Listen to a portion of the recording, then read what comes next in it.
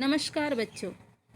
आज मैं श्रीमती भावना लाड़ आप लोगों के समक्ष कक्षा 10वीं स्पर्श भाग 2 के अंतर्गत पाठ 2 मीरा के पद लेकर पुनः उपस्थित हुई हूँ।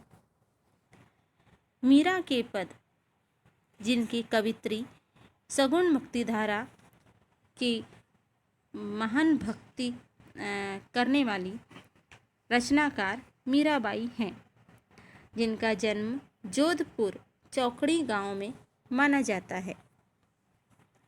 चलिए मीरा के जन्म के विषय में जानकारी प्राप्त करते हैं। मीराबाई का जन्म जोधपुर के चौकड़ी कुड़की गांव में 1503 में हुआ माना जाता है। 13 वर्ष की उम्र में ही मेवाड़ के महाराणा सांगा के कुंवर भोजराज से उनका विवाह हुआ।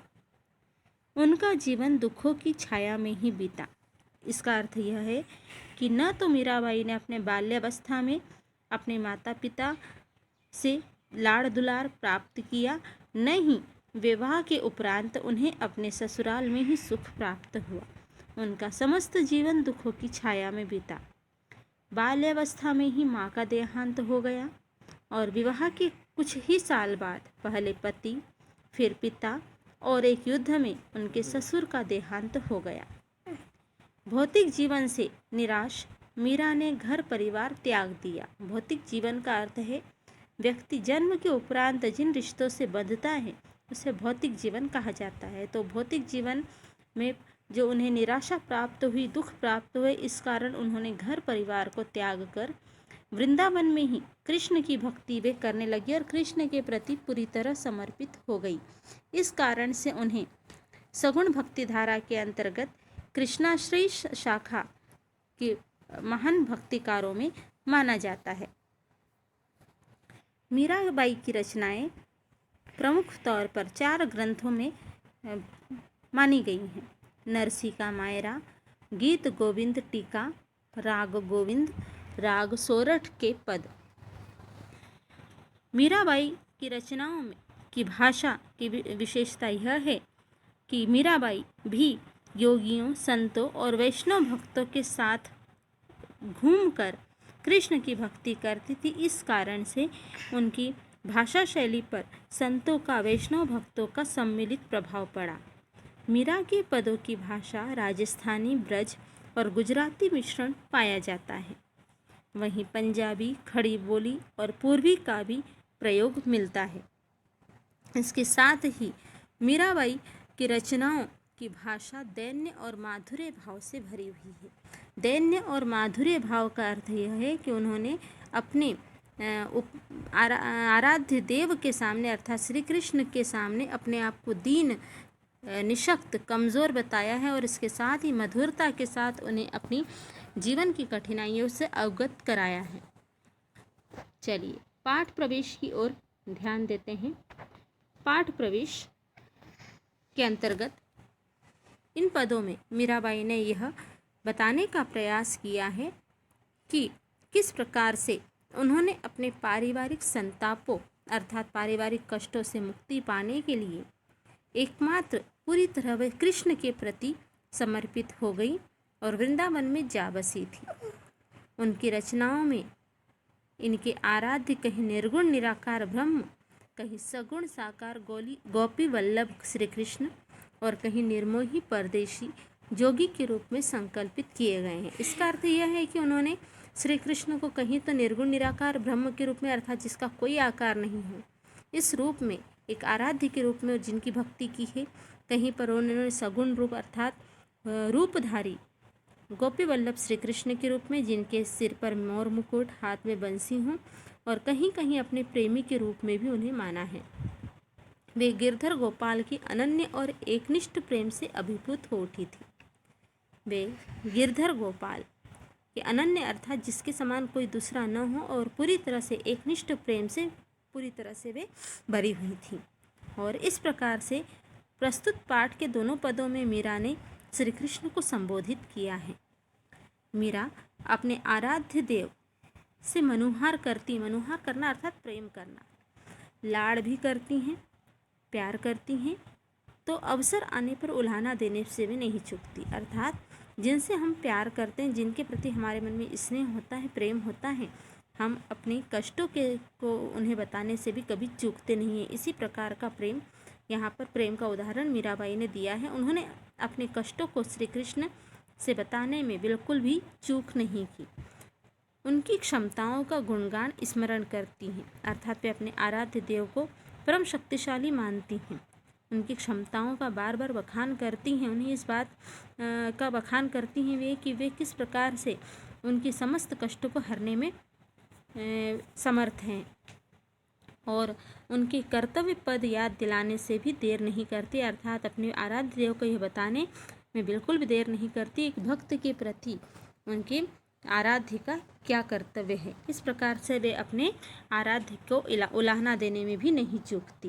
तो इन पदों के द्वारा दैन्य और माधुर्य भक्ति करते हुए मीराबाई ने अपने आराध्य से मनोहार करते हुए, लाड़ लड़ाते हुए अपनी उलाहना, अपने कष्टों के प्रति उलाहना देने को प्रदर्शित किया है। चलिए पहला पद हम पढ़ते हैं। हरि आप हरो जनरी भीर, द्रौपदी री लाज राखी, आप बढ़ायो चीर, भगत कारण रूप नर हरि, धर्यो आप शरीर, बूढ़ तो गजराज राख्यो, काटी कुंजर पीर, दासी मीरा लाल गिरधर, हरो म्हारी भीर। मीराबाई अपने आराध्य देव श्री कृष्ण से कहती हैं कि हे हरि, हरि का अर्थ होता है प्रभु, ईश्वर, कि हे ईश्वर, हे प्रभु, आप हरो, आप दूर करो, जनरी भीर, अपने भक्तों की पीड़ा को आप दूर करो। भीर का अर्थ होता है भक्तों की पीड़ा, कि हे ईश्वर, आप अपने भक्तों की पीड़ा को दूर करो। द्रौपदी री लाज राखी, यहाँ पर वे अपने प्रभु के गुणगानों का बखान करते हुए कहती हैं कि हे प्रभु, जिस प्रकार से आपने द्रौपदी की लाज बचाई भरी सभा में, जिस प्रकार से दुशासन द्रौपदी को निर्वस्त्र कर रहा था, उसे अपमानित कर रहा था, उस समय आपने द्रौपदी के वस्त्रों को बढ़ाकर उसकी लाज को, उसे निर्वस्त्र होने से, अपमानित होने से बचाया था, उसकी लाज बचाई थी। उसी प्रकार से हे प्रभु, आप अपने भक्तों की पीड़ा को दूर कीजिए। द्रौपदी री लाज राखी, जिस प्रकार से आपने द्रौपदी की लाज को बचाया था, आप बढ़ायो चीर, चीर का अर्थ होता है वस्त्र, आपने द्रौपदी के वस्त्रों को बढ़ाया था। भगत कारण रूप नरहरि, जिस प्रकार से अपने भक्त प्रहलाद को बचाने के लिए आपने नरहरि अर्थात नरसिंह अवतार धारण किया था। धर्यो आप शरीर, आपने नरसिंह अवतार धारण किया था। बूढ़ तो गजराज राख्यो, आपने डूबते हुए, बूढ़ तो का अर्थ होता है डूबते हुए, हाथी को बचाया था। काटी कुंजर पीर, आपने मगरमच्छ की किस प्रकार से गर्दन को काटा था। दासी मीरा लाल गिरधर, हे प्रभु, ये मीरा आपकी दासी है और आप लाल अर्थात प्रभु, हे प्रभु, हे गिरधर, आप मेरे प्रभु हैं। हरो म्हारी भीर, उसी प्रकार से आप मेरी भी पीड़ा को हरण कीजिए।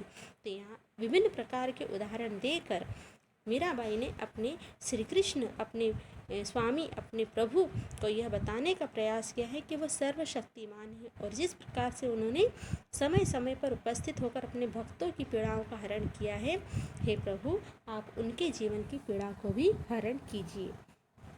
तो यहाँ पर जो माधुर्य और दैन्य भाव, प्रभु के प्रति मधुरता के भाव रखे गए हैं, साथ ही दैन्य भाव, अपने प्रभु को सर्वशक्तिमान मानकर, अपने आप को दीनहीन मानकर अपने कष्टों का निवारण करने के लिए मीराबाई ने श्री कृष्ण से प्रार्थना की है। तो यहाँ देखिए शिल्प सौंदर्य में हम देखें तो काटी कुंजर जो है अनुप्रास अलंकार है। फिर यहाँ राजस्थानी शब्दों का प्रयोग है, जैसे मीरा, म्हारी, इस प्रकार से राजस्थानी शब्दों का प्रयोग किया गया है। तुकांत शब्दों का प्रयोग है, जैसे भीर, चीर, शरीर, पीर, भीर। फिर अनेकार्थी शब्दों का प्रयोग है, जैसे हरि, हरि के अनेकार्थी शब्द होते हैं, रंग होता है। फिर आप प्रभु के लिए किया जाता है, और बंदर के लिए भी हरि शब्द का प्रयोग किया जाता है। चीर जो होता है एक वस्त्र के लिए, और एक चीर होता है जो लंबे समय के लिए। तो यहाँ पर इस प्रकार से अनेकार्थी शब्दों का प्रयोग किया गया है। तो ये इस प्रकार यहाँ पर मीराबाई ने अपने प्रभु के सर्व शक्तियों को बताने का प्रयास किया है। अगले पद्य के साथ पुनः उपस्थित होंगे, तब तक के लिए धन्यवाद।